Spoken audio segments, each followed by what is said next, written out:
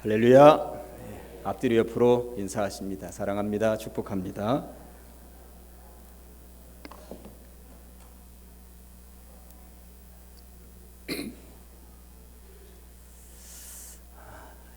약속의 땅을 앞에 두고 라고 하는 제목으로 함께 말씀을 받고 은혜를 나누도록 하시겠습니다.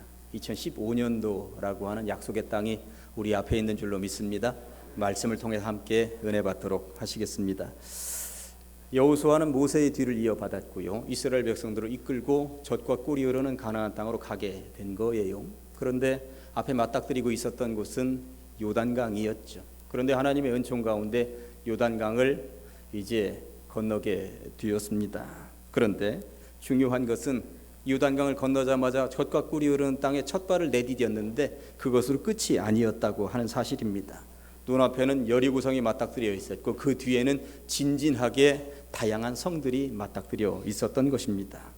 그러니까 오늘 말씀은 요단강은 건넜고 젖과 꿀이 흐르는 가나안 땅에는 여리고성 그 사이에 그 중간 지점에서 이스라엘 백성들이 이것과 저것 사이에 끼어 있는 상황에서 무엇을 어떻게 해결해 나가고 있는가, 이것을 보시는 것입니다.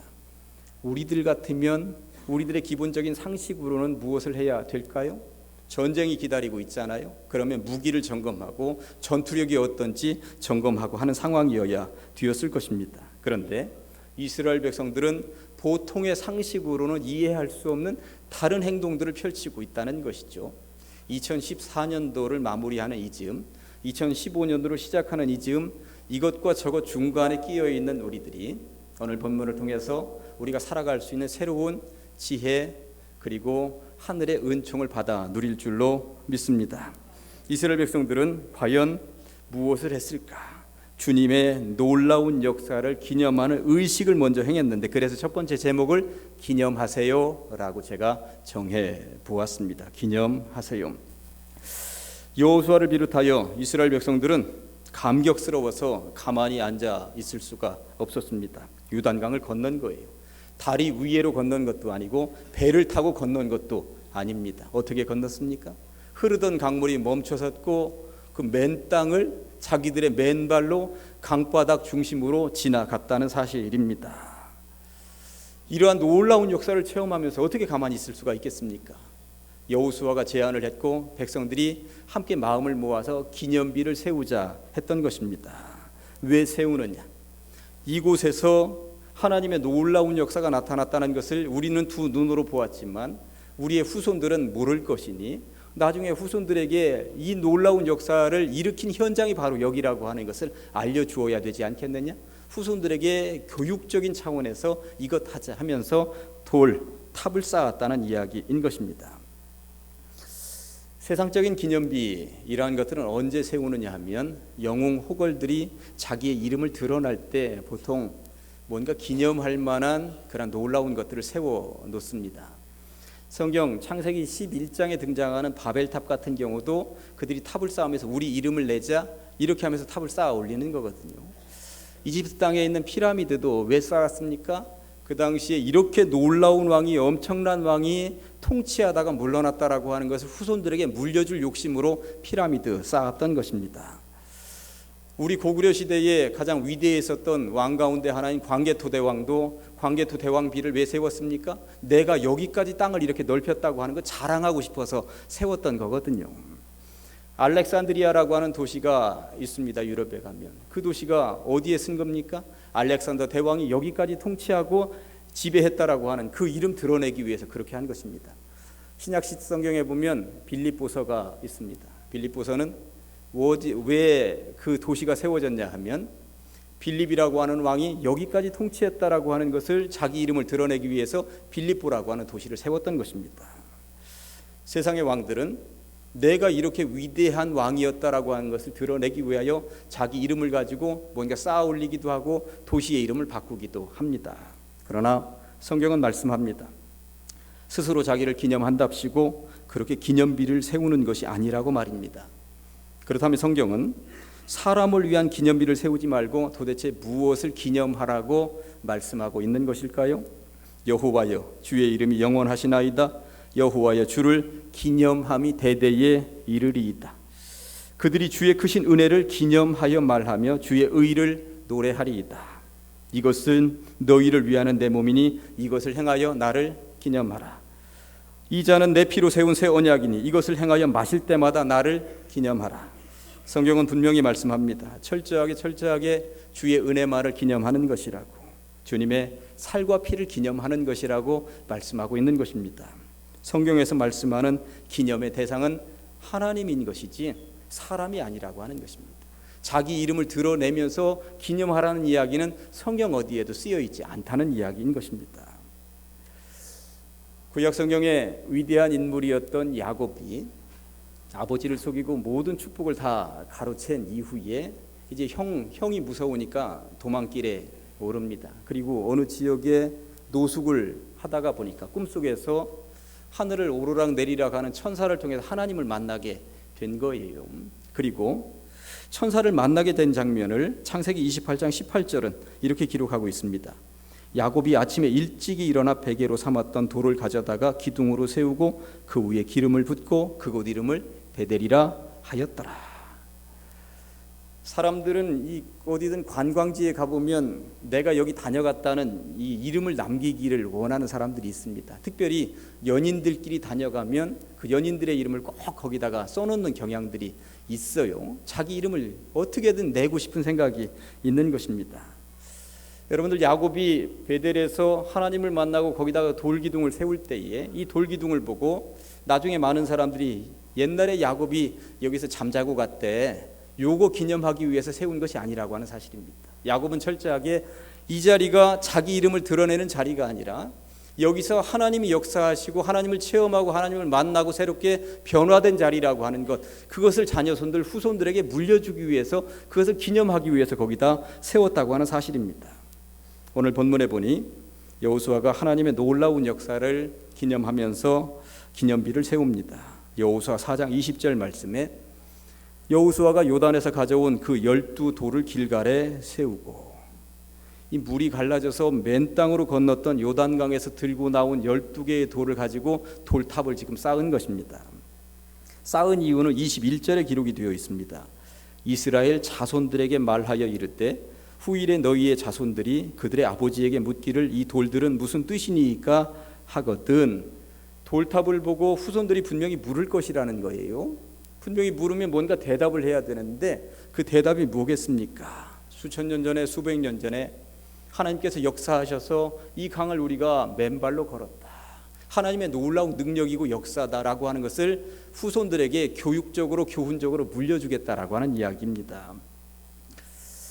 지난주 찬양 예배에 교회 학교를 중심으로 해서 성탄 감사 축제가 우리 교회에 있었습니다. 그런데 그 시간에 지난 1년 동안에 우리 교회에서 어떤 일들을 어떻게 했는지 10대 뉴스를 발표하는 시간이 있었어요. 여러분들 어떻게 보셨는지 모르겠습니다.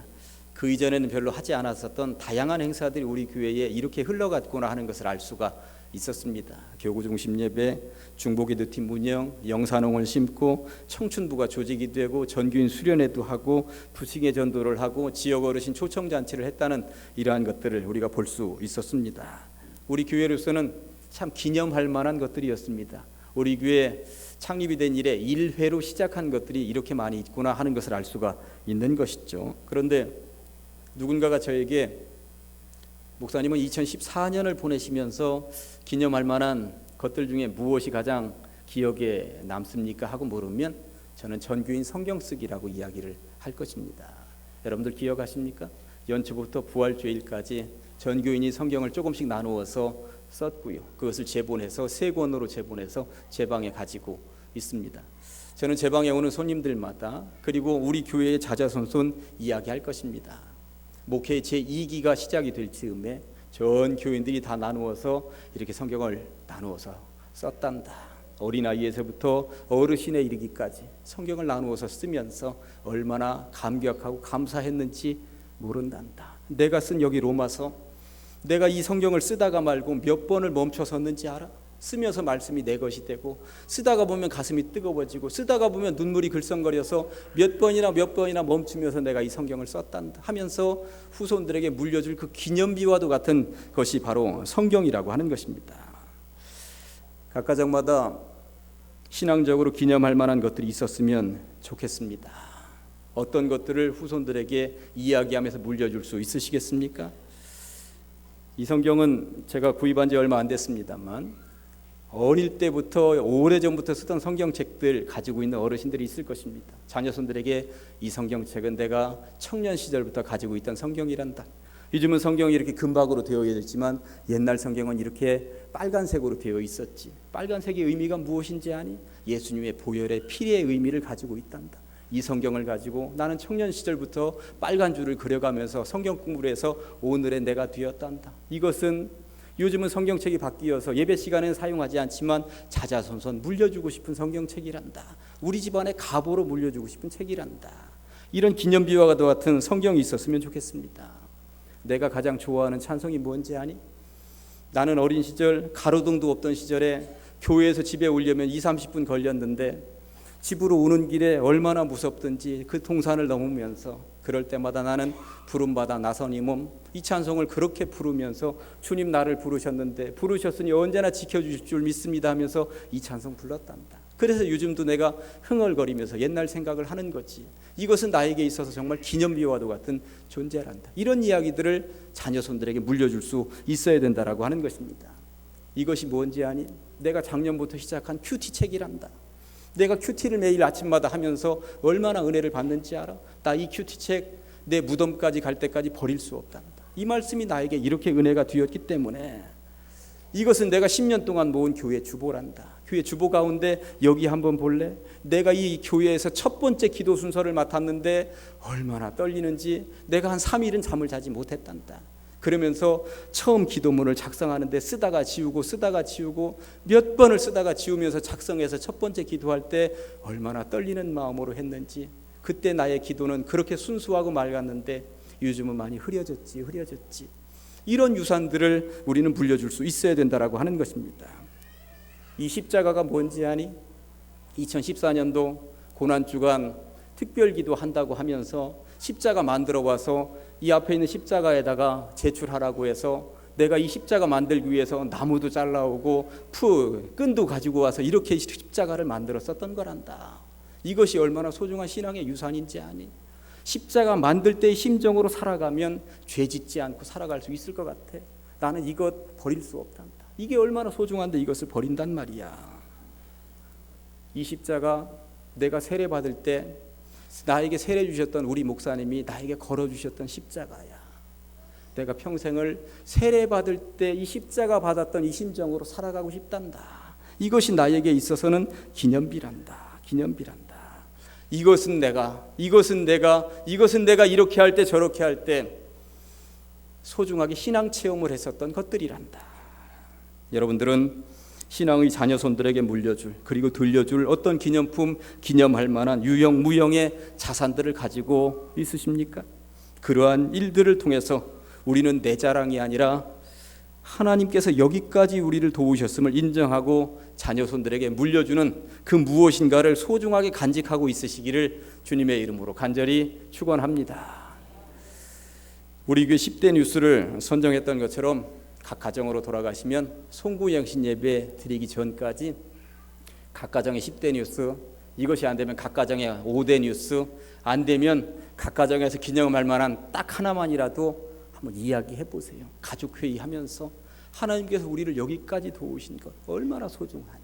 그것을 기념하면서 기억하면서 하나님께 영광 돌리고 찬송하고 예배할 수 있다면 얼마나 좋겠습니까?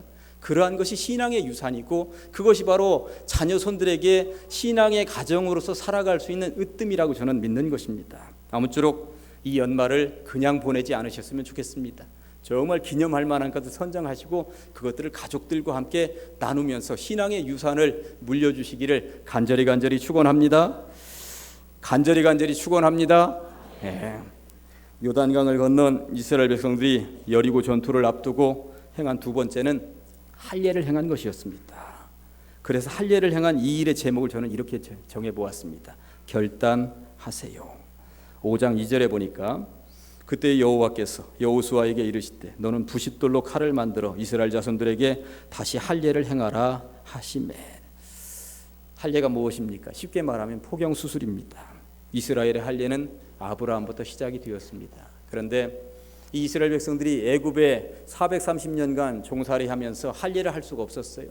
또 40년간 광야에서 광야 생활하면서 할 일을 할 수가 없었습니다. 그런데 하나님께서는 이제 요단강 건너서 젖과 꿀이 흐르는 가나안 땅에 첫 발을 내딛자마자 할 일을 행하라고 지금 말씀하고 계신 것이죠. 무엇을 얘기하고 싶으셨던 것입니까? 할 일을 통하여서 이제 다시 너희는 내 백성이 되고 나는 너희의 하나님이 될 것이다 라고 하는 것을 확실하게 백성들 앞에 증명하고 싶으셨던 것입니다. 그런데 여기에서 우리는 지금 할 일을 행하라고 말씀하시는 이 상황이 어떤 상황인지에 대해서도 깊이 묵상해 볼 필요가 있습니다. 지금이 어떤 상황입니까? 요단강을 건너가자마자 코앞에 여리고성이 딱 버티고 있는 것입니다. 여리고성이 버티고 있다고 하는 것은 전투입니다. 곧바로 전투 상황이라고 하는 것입니다. 결론적으로야 하나님께서 여리고성을 다 무너뜨려 주셨겠습니다만 이스라엘 백성들이 생각해 볼 때에 지금은 할 일을 행할 수 있는 상황이 아니라고 하는 것입니다. 지금은 전쟁을 앞두고 있어서 모든 남자들이 무언가 전투 준비를 하고 있어야 되는데 지금 할 일을 행하고 나면 모든 남자들이 끙끙 앓고 있어야 되는 상황입니다. 만일 이때에 여리고성의 성문이 벌컥 열리고 그 안에서 여리고성 안에 있는 모든 군사들이 몰려 나온다고 생각을 해보십시다. 이스라엘 백성들은 전멸입니다. 다 죽는 것입니다. 이런 안전 불감증이 또 어디에 있단 말입니까? 전투를 앞두고 할 일아니요. 그런데 하나님께서는 이스라엘 백성들에게 할 일 행하라고 명령을 내리셨습니다. 왜 그러셨을까요? 젖과 꿀이 흐르는 가나안 땅에 들어가는데 자기들의 능력으로 자기들의 힘으로 자기들의 전투력으로 이 땅을 우리가 얻었다고 자랑하는 것, 기념하는 것, 이것을 하나님은 원치 않으셨던 것이죠. 하나님이 원하셨던 것은 무엇입니까? 우리들은 이렇게 무력한데 아무것도 할 수 없는데 절대적으로 하나님께서 역사하셔서 젖과 꿀이 흐르는 이 가나안 땅을 우리가 얻었구나, 하나님께 영광 돌리고 하나님의 이름을 드러내도록 하기 위한 하나님의 준비 작업이었다고 하는 사실입니다. 전적으로 하나님이 하셨습니다. 전적으로 하나님의 도움이 아니었으면 젖과 꿀이 흐르는 땅은 우리들의 것이 될 수가 없었습니다. 요 얘기를 그들의 입으로 하도록 만드시는 작업이었다고 하는 것이죠. 연말연시가 되면 세상 사람들도 다양한 것을 끊고 또 다양한 것을 시도합니다. 가장 많이 끊는 것이 담배 끊는 사람들이 많다고 그러고요. 또 가장 많이 하는 경우는 헬스클럽을 많이 이제 등록을 하게 되죠. 그러다 보니까 담배 가게도 1월 정도에는 하여튼 매출액이 줄어들고 헬스장은 1월만 되면 뭐 아주 도태기 시장이라고 하는 이야기를 제가 들었습니다. 그런데 한두 달 있으면 다 평상시로 돌아간다는 이야기를 들었습니다. 그런데 어쨌든 세상 사람들도 연말 연시가 되면 다양한 것을 끊겠다 하고 다양한 것을 시도하겠다 합니다. 그렇다면 신앙인으로서 여러분들은 어떤 결단들을 하십니까? 무엇을 끊을 준비를 하십니까? 그리고 무언가를 새로 시작할 준비를 어떤 것들을 하고 있으십니까? 다양하게 세상 친구들 끊어야 할 것들 다양하게 있을 것입니다. 저도 2015년도부터는 나가지 말아야 하는 모임의 목록을 정해 놓았습니다. 시간 뺏기고 이거 안 되겠다. 그래서 더 교회에 머물러 있고 더 기도하는 시간을 가져야 되겠다 해서 나가지 말아야 하는 목록을 작성해 놓았고요. 좀 더 신앙적으로 목회 방향에 있어서 좀 더 해야 되는 것들이 무엇이 있을까, 이런 목록들을 제가 작성을 해본 거예요. 여러분들도 그러셨으면 좋겠다 하는 생각이 드는 것입니다.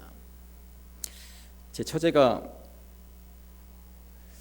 2014년도를 시작하면서 저에게 형부 저를 위해서 기도해 주세요 하면서 얘기한 것이 하나 있었어요. 1년이 이제 지난 거죠.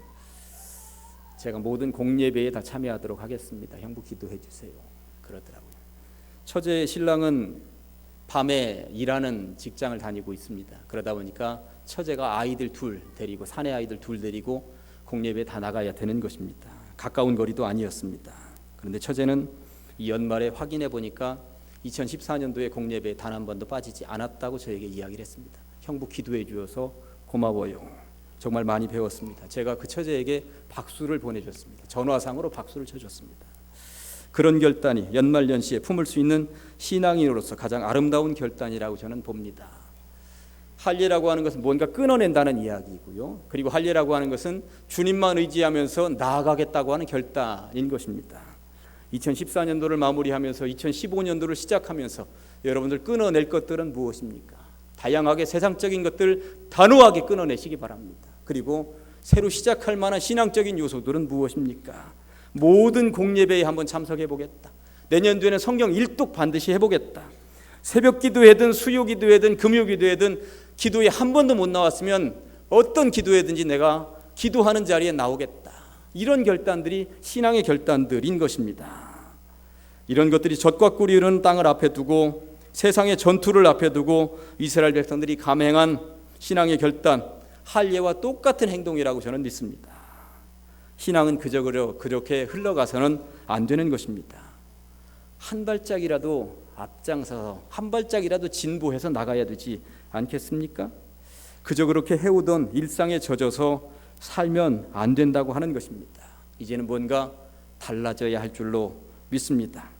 주님께서 아닌 것은 과감하게 끊어버리고 끊어내라고 말씀하셨습니다. 그리고 하나님만 의지하고 다시 한 번 더 시작해보자고 말씀하셨던 것입니다. 초짜 신앙이나 10년 차 신앙이나 똑같으면 무슨 의미가 있겠습니까? 2014년 신앙이나 2015년 신앙이나 똑같으면 무슨 의미가 있겠습니까? 한 해 하나 달라지는 신앙, 그리고 조금씩 더 진보하는 신앙, 그러한 신앙들을 소유하시기를 주님의 이름으로 간절히 축원합니다. 첫째, 12돌을 쌓아 기념비를 세웠듯이 우리들도 기념할 만한 신앙의 유산들을 가집시다. 할례를 향한 이스라엘 백성들처럼 뭔가 과감하게 잘라내고 뭔가 새롭게 시도하고 주님만 의지하며 나가십시다. 그런 이후에 세 번째 주제를 이렇게 정해보았습니다. 감사하세요. 감사하세요. 오늘 보면 10절부터 12절까지의 내용은 축제의 내용입니다. 전쟁을 앞두고 할례를 행했잖아요. 보통 사람들 같으면 할례를 행하고 나서 벌벌 떨고 있었을 것입니다. 여리고성에 있는 저놈들이 우리 이스라엘 백성들이 지금 모든 사내가 할례를 행했다는 것을 알기만 하면 당장 성문 열고 뛰쳐나올 텐데, 달려나오기만 하면 우리는 전멸일 텐데 큰일이다. 이런 생각에 밤이면 밤마다 잠 못 들고 뜬 눈으로 세웠을지 모릅니다. 그런데 이스라엘 백성들은 할례 행한 이후에 뭐 했는지 아십니까? 유월절 축제를 행했다고 하는 것입니다. 이 축제가 무엇이었겠습니까? 지난 세월 우리를 구원해 주신 하나님께 감사하고 앞으로 젖과 꿀이 흐르는 땅을 주시는 하나님께 미리 감사하는 축제를 행했다고 하는 것입니다. 축제는 다른 말로 하면 감사입니다. 감사입니다. 미리 주신 하나님께, 앞으로 주실 하나님께 모든 것을 맡기고 감사하는 축제를 그들이 드린 줄로 믿습니다. 2014년 지나놓고 보니까 얼마나 감사합니까? 이렇게 부족함에도 불구하고 2015년도를 또 선물로 우리들에게 베풀어 주실 것을 생각하면 또 얼마나 감사합니까? 가족들끼리 모이셔서요, 거듭 말씀드립니다만 1년을 회고하면서 기념할 만한 것들이 무엇이 있을까 한 번씩 반드시 되살려 내시고요, 결단할 것들도 목록을 정해보시고 자녀들과 함께 감사의 축제에 회식도 하든지 특별 음식을 만들어 먹기라도 하시면 얼마나 좋을까 하는 생각이 듭니다. 재정이 부족하시면 제가 아주 맛있게 해먹을 수 있는 음식 하나 알려드릴까요? 가족이 4명이면 라면 4종류 끓여놓고 라면 뷔페 하시면 됩니다. 돈 별로 들지도 않아요. 신라면, 안성탕면, 짜파게티 뭐 이렇게 해놓고 라면 뷔페 하셔도 됩니다. 우리 집에서 해보니까 이만한 대박이 없습니다. 이만한 대박이 없습니다. 돈이 필요한 것이 아닙니다. 마음이 필요한 것입니다. 그런 축제가 지난 1년을 뒤돌아보고 앞으로의 축제를 열 수 있는, 하나님 앞에 감사하면서 나갈 수 있는 아주 뚜렷한 증명이 될 수 있다는 것입니다. 그래서 각 가정마다 이 연말에 우리 가장제일교회 모든 성도들의 가정은 축제이시기를, 감사이시기를 주님의 이름으로 간절히 축원합니다. 이제 말씀을 정리합니다. 지난 1년을 회고하면서 우리 가장제일교회에 그리고 모든 성도들에게 베풀어 주신 하나님의 은총이 얼마나 크고 놀라운 것입니까? 기억하시고 기념하시고 그러한 것들을 한번 작성해 보시고 그것들이 자자손손 물려질 수 있으면 좋겠습니다.